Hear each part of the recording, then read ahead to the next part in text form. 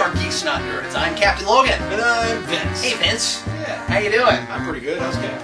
I'm not bad. So the Avengers trailer came out last week. It did indeed. Lots of people have asked us to talk about it, so we don't do entire videos on trailers, but I thought we'd at least mention it at the beginning of this. What do you think? How does it look? It looks expensive. They spent a lot of money on that movie. I think it looks exactly like I expected it to. Which is not a bad thing. Like it looks good. It looks solid. I don't know what else to say. It looks like what I was expecting it to look like. Looks like all of those movies put together. That's exactly right. I love Captain America's new outfit. Looks good. Yeah, it's really cool. And they got the now trademark Thor smile in the trailer, so that's good. The other thing I wanted to mention before we get going is there has been an announcement. I think at the beginning of the month this came out, but I just noticed it today. There is an announcement of what the next Batman animated series is going to be, and it's coming out in 2013. It's going to take that long, and it's another CGI show, like what they're doing with the Green Lantern, which I say kind of boo to. It's going to be called Beware the Batman. That's the name of it, and I had to search around and make sure that this wasn't a joke, because at first I was like, that sounds bizarre, but it's apparently supposed to focus on Batman's more minor villains, like they're going to do Professor Pig in it. And he's in the initial art they've released for it, and it's strange. And I'm all for taking risks, but that's really weird. Yeah, I think so too. Beware the Batman is all about Sam and Twitch's involvement with Batman. And Batman's going to have a new female sidekick who's like a new character, and I don't know, it's going to be a very different thing. So, just thought her name will be Robin Quinn. Today's question comes from TellMiz101, and he asks, what do you think... I'm sorry, let me actually read the question correctly. Who do you think had the most honest and reasonable reaction to the loss of a loved one, Batman or the Punisher? And then he goes on to say, please take into account that Batman was 8 years old when his parents were brutally murdered, and the Punisher was a 20 or 30-something-year-old. I think I'm going to start with... who had a more reasonable one? Well, let's look at where they came from, really. The Punisher, being an older guy, and it's not just that he's a 30-year-old guy or so. He's a guy who... It was his kids that were killed, and he has significant military background and training. Here's a man who is not just a good soldier, he is the soldier. He's really good at it. And Batman was a kid with no training at all and had no real... Well, he had to become what the Punisher already was in certain ways, or better than that. That's a really good point. So the Punisher being who he was, I think that's the more realistic thing. I'm a guy who has certain skills. I've been at war for X amount of years prior to this event, so I'm good at killing things. I'm going to go kill more things. So the more realistic approach, I would say, is the Punisher. The more reasonable approach, well, I think it's going to be Batman. What do you mean by reasonable? How are we defining reasonable? Reasonable meaning, how do you maintain a soul and still do what you do? I mean, the best Punisher storylines are the ones where the Punisher is a guy who you can't really...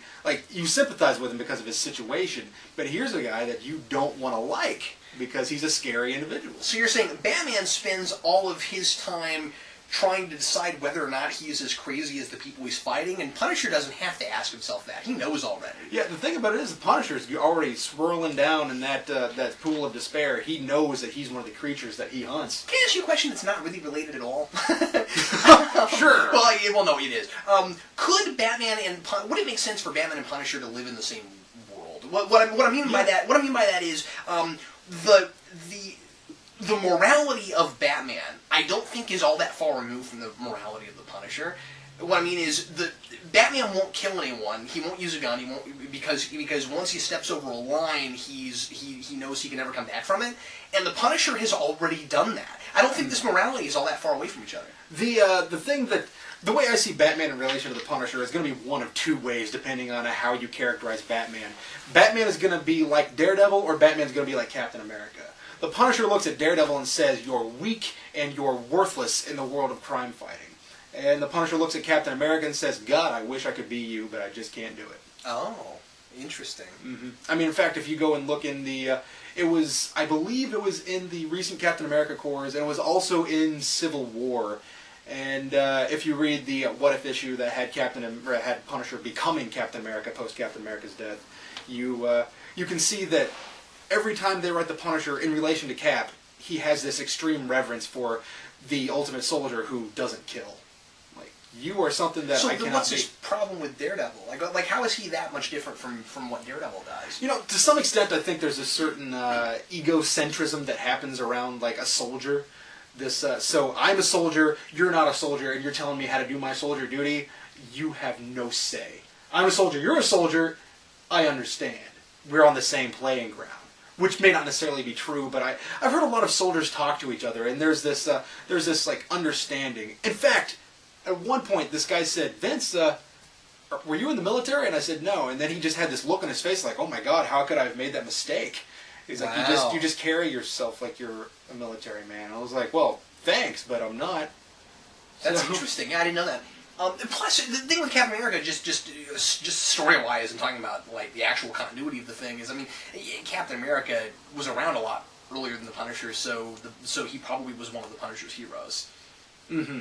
And that's so he probably had reverence for him before he even knew him personally. I suppose if you're going into the military and you have this great World War II tale, like, oh my goodness, my great-grandpappy was in World War II, and I just have so much respect. If you live in the Marvel Universe, name a soldier from World War II, right? Yeah. You know? I mean, that's who everybody's going to say. Yes. Name one more colorful and fun to watch. But yeah. Destroyer. That's not fair.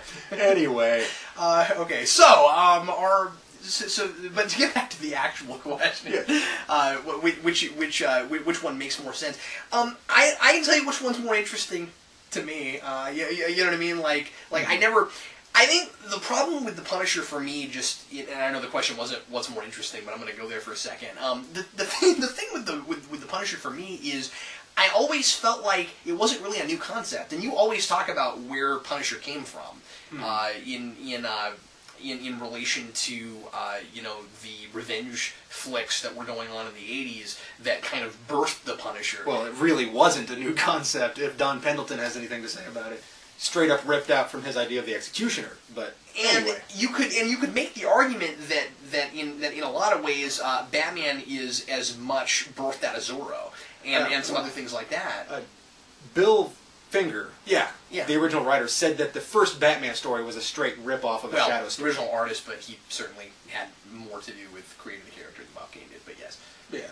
Well, I'm just saying, Finger drew him. I thought Finger was the writer. No, I thought Finger drew him.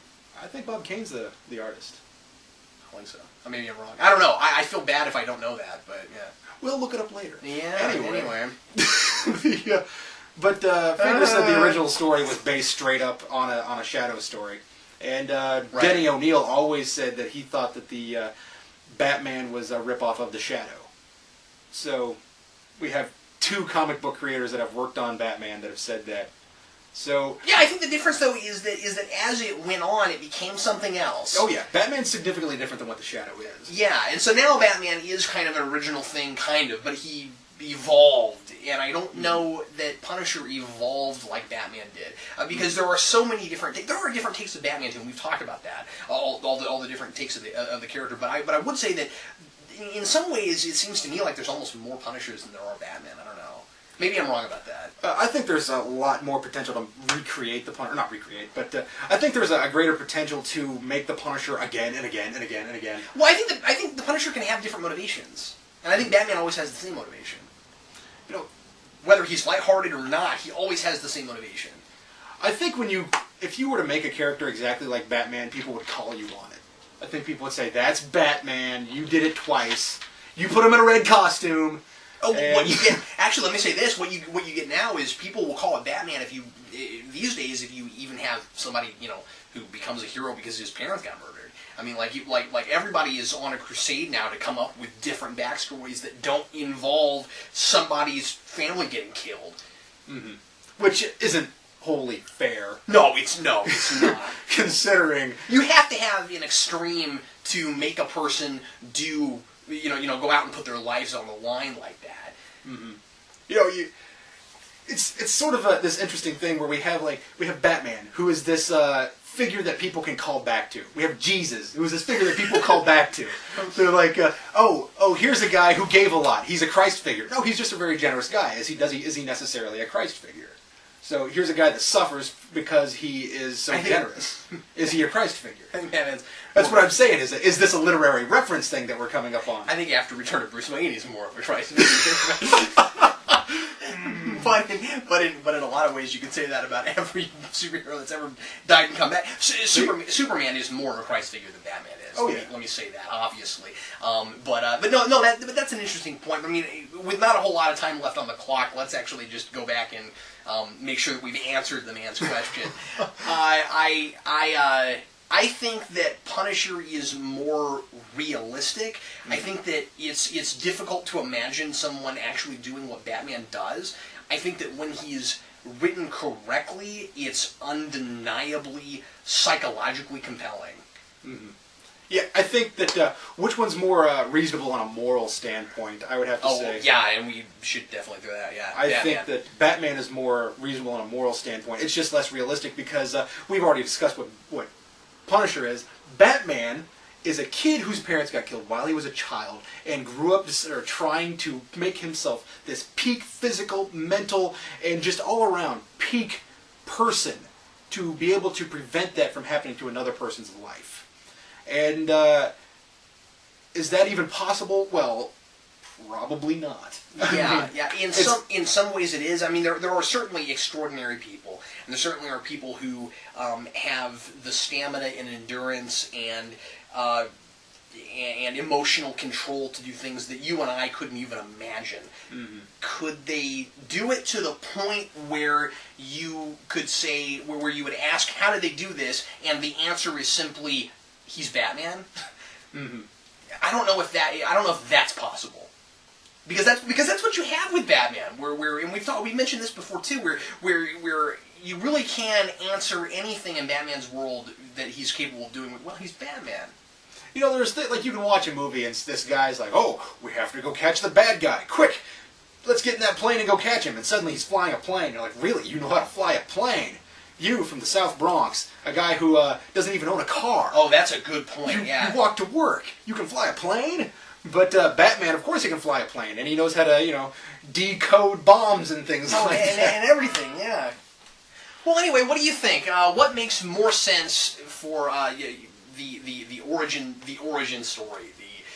Death of their parents, and then they go off and do what they do. Batman and the Punisher, both morally and realistically, which one makes more sense? Leave us a comment. Tell us what you think. Also, if you have an idea for something we might talk about in a future video, leave that in the comments as well. Thanks a lot for watching. I'm Captain Logan. And I'm Vince, reminding you to support your local comic book store. We'll see you next week.